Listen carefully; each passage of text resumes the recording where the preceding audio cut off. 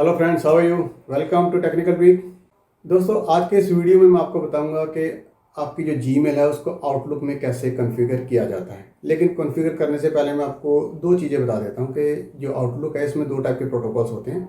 एक होता है पीओपी, जिसको कहते हैं हम पोस्ट ऑफिस प्रोटोकॉल्स, और एक होता है आईएमएपी, जिसे कहते हैं हम internet message access protocols.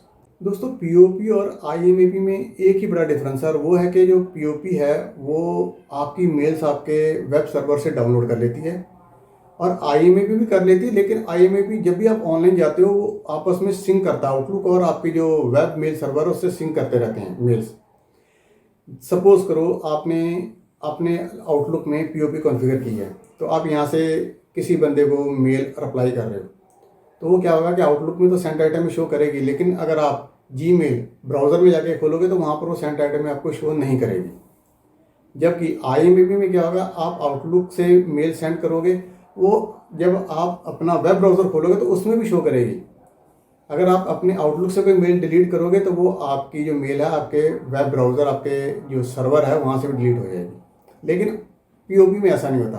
POP में कहता है जो मेल्स आती हैं वो डाउनलोड हो जाती हैं आपके कंप्यूटर्स पे, और एक कॉपी सर्वर पे भी रह जाती है उसकी। बस यही मेन डिफरेंस है। तो चलो हम स्टार्ट करते हैं कॉन्फ़िगरेशंस का, कैसे कॉन्फ़िगरेशन करनी है स्टेप बाय स्टेप। सबसे पहले हम आउटलुक खोलेंगे और यहाँ पर करेंगे do you want to set up Outlook. Yes करने के बाद नेक्स्ट पे क्लिक करना है, और यहाँ पर दो ऑप्शंस आएंगे आपके पास। आपने मैनुअल सेटअप पे जाए सेलेक्ट करके नेक्स्ट पे क्लिक करना है, और उसके बाद आपके पास फिर दो ऑप्शंस हैं। इसमें आपने सेकंड ऑप्शन सेलेक्ट करनी है पीओपी और आईएमएपी। तो इसके बाद आपके पास आएगी यूज़र इन्फॉर्मेशन। तो यहाँ पर आपने अपना नाम देना है या अपनी कंपनी का नाम देना है। उसके बाद आपने लिखना नीचे अपना ईमेल आईडी जीमेल वाला, और उसके बाद आपने सेलेक्ट करनी है अकाउंट टाइप POP3, क्योंकि हम POP3 यहाँ पे कॉन्फ़िगर कर रहे हैं। तो POP3 सेलेक्ट करने के बाद आपने इनकमिंग मेल सर्वर है वहाँ पे लिखना है pop.gmail.com, और जो आउटगोइंग मेल सर्वर है जिसको SMTP simple mail transfer protocols कहते हैं, वहाँ पर आपने लिखना है smtp.gmail.com, और यूज़र नेम जो आपका जीमेल अकाउंट है वो लिखना है, और उसका पासवर्ड लिख देना है। और ये दो ऑप्शन है, एज इट इज़ ही टिक कर देनी है आपने। और उसके बाद आपने जाना मोर सेटिंग्स वाले टैब पे। यहाँ पे क्लिक करोगे तो यहाँ पे आपको फर्दर 3 टैब्स दिखेंगे। तो पहला जनरल टैब है, उसको एज इट इज़ ही रहने दीजिए। उसके बाद आपने आउटगोइंग सर्वर पे जाना है, और यहाँ पर जो है माई आउटगोइंग सर्वर रिक्वायर्स ऑथेंटिकेशन पे आपने इसको सेलेक्ट कर देना है। और उसके बाद आपने तीसरा टैब है जो एडवांस वाला, उसको सेलेक्ट करना है। उसको जब आप सेलेक्ट करोगे तो आपके पास यहाँ पर आएगा इनकमिंग POP3 सर्वर का पोर्ट नंबर। तो जैसे आप ये करोगे दिस सर्वर रिक्वायर्स एन एनक्रप्शन, तो ये 995 अपने आप सेलेक्ट हो जाएगा। और आउटगोइंग सर्वर है जो SMTP, वहाँ पर आपने 465 लिख देना है जो पोर्ट नंबर है। और जो ये कनेक्शन टाइप है इसको आपने यहाँ पर SSL जो है वो सिलेक्ट कर देना है। और जो सर्वर टाइम आउट्स है ये जो आपने टाइम बढ़ाकर 10 मिनट तक कर देना है, राइट। उसके बाद आपने करना जो दो ऑप्शन है इनको एज इट इज़ ही रहने देना है, इनमें आपने कुछ नहीं करना। तो यहाँ पे आपने ओके प्रेस करके इसको सेव कर देना है। उसके बाद आपने जाना है टेस्ट अकाउंट सेटिंग पे। अब हम देखते हैं कि जो हमने अकाउंट सेटअप किया है क्या वो सही हुआ या नहीं हुआ। देखिए दोस्तों, यहाँ पर आपको एरर मिलेगा, चाहे आपने पासवर्ड सही भी लगाया होगा उसके बावजूद भी ये आउटलुक यही शो करेगा कि आपका जीमेल का जो पासवर्ड है वो ऑथेंटिकेट नहीं हो रहा।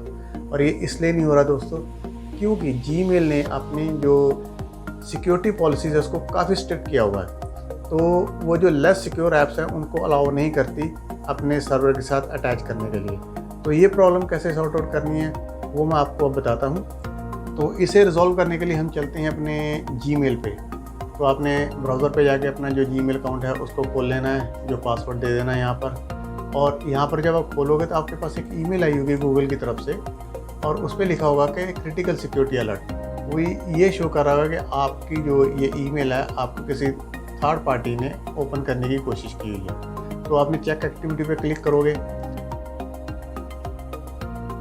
तो वहाँ पर जाके आपने लिख देना कि येस इट वाज मी, क्योंकि आप ही इस चीज़ को अपनी जो जीमेल है उसको आउटलुक में कॉन्फ़िगर कर रहे थे।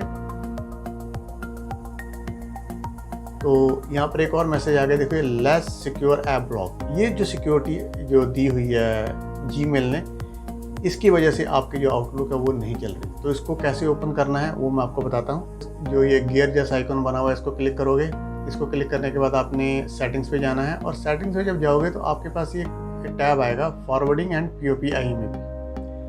तो आपने यहाँ पर जाकर जो ये देखिए स्टेटस POP इज़ डिसेबल्ड, इसको इनेबल कर देना है। तो यहाँ पर क्लिक कर दिए enable POP for all mails.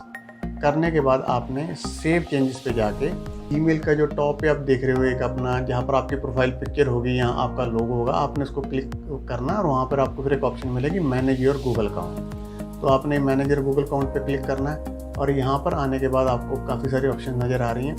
आपने यहाँ पर जाना है सिक्योरिटी पे। सिक्योरिटी पे जाने के बाद आपने स्क्रॉल डाउन करोगे तो यहाँ पर देखिए एक ऑप्शन आपको आएगी नज़र, लेस सिक्योर ऐप एक्सेस। तो इस वक्त देखिए ऑफ है, तो आपने इसको ऑन करना है। तो ऑन करने के लिए देखिए नीचे ये ऑप्शन लिखी हुई है turn on access, not recommended कहा है, लेकिन आपने इसको ऑन कर देना है। जैसे आप इसको क्लिक करोगे तो आपके पास ये देखिए एक और बॉक्स खुल गया। यहाँ पर आपने जो ये टैब है या जो ये स्लाइडर है इसको ऑन कर देना है। अब ऑन करने के बाद देखिए अपडेटेड हो गया, और आपकी जो ये सिक्योरिटी है जो दे दिया इसने कि आप लेस सिक्योर ऐप्स को आपने एक्सेस देना है, वो दे दिया। तो देखिए यहाँ पर मेरे इनबॉक्स में 13 ईमेल्स आ चुकी हैं। इसका मतलब ये प्रॉपर काम कर रहा है। मेरा सेंटर से भी अगर क्लिक करोगे तो यहाँ पर ये प्रॉपर काम कर रहा है। तो ये आपकी जो आउटलुक है ये कॉन्फ़िगर हो चुकी है जीमेल में। तो उम्मीद करता हूँ कि आपको ये एरर नहीं आएगा जो बार बार ये पूछता है सर्वर ऑथेंटिकेशंस का। तो हमारी जो प्रोसेस है वो कंप्लीट हो चुका है।